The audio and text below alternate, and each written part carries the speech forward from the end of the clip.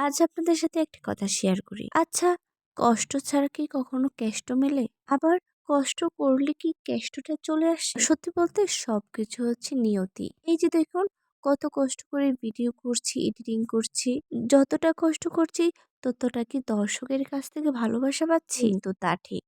আজকে না পাই, কালকে না পাই, একদিন অবশ্যই পাবো। এই জন্যই তো গুরুজনরা বলে, কষ্ট করলে কেষ্ট মেলে। ২ দিন আগে আর পরে সেদিনটি আজকে আমার হতে পারে, কালকে আপনার হতে পারে। পেয়ে গেলে কিন্তু তাকে অবশ্যই সম্মান করবেন। অহংকারী হয়ে যাবেন না। অহংকারীকে কেউ পছন্দ করে না। আর অহংকার হচ্ছে পতনের মূল। জীবনে অনেক ভালো কাজ করতে হয় না।